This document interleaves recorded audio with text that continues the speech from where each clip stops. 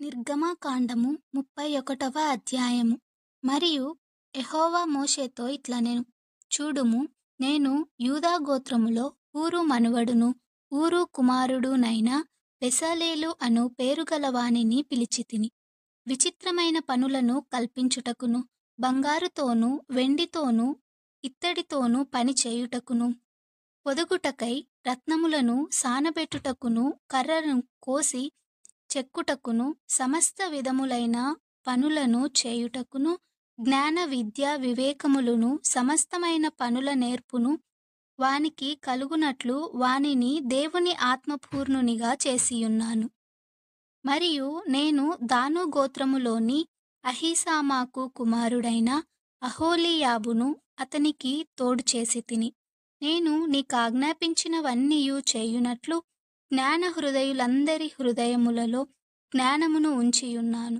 ప్రత్యక్షపు గుడారమును, సాక్ష్యపు మందసమును, దాని మీదనున్న కరుణాపీఠమును, ఆ గుడారపు ఉపకరణములన్నిటినీ, బల్లను, దాని ఉపకరణములను, నిర్మలమైన దీపవృక్షమును, దాని ఉపకరణములన్నిటినీ, ధూపవేదికను, దహన బలిపీఠమును, దాని ఉపకరణములన్నిటినీ, గంగాళమును, దాని పీటను, యాజక సేవ చేయునట్లు సేవా వస్త్రములను, యాజకుడైన అహరోను యొక్క ప్రతిష్ఠిత వస్త్రములను, అతని కుమారుల వస్త్రములను, అభిషేక తైలమును, పరిశుద్ధ స్థలము కొరకు పరిమళ ధూపద్రవ్యములను నేను నీకాజ్ఞాపించిన ప్రకారముగా వారు సమస్తమును చేయవలెను.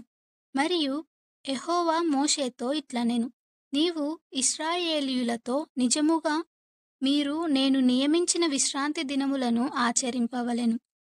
మిమ్మును పరిశుద్ధపరచు యెహోవాను నేనే అని తెలుసుకొనున్నట్లు అది మీ తరతరములకు నాకును మీకును గురుతగును. కావున మీరు విశ్రాంతి దినమును ఆచరింపవలెను.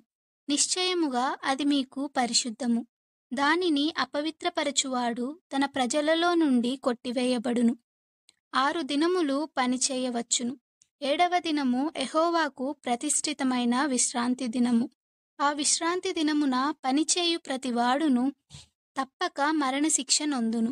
ఇశ్రాయేలీయులు తమ తరములకు విశ్రాంతి దినాచారమును ఆచరించి ఆ దినమునాచరింపవలెను.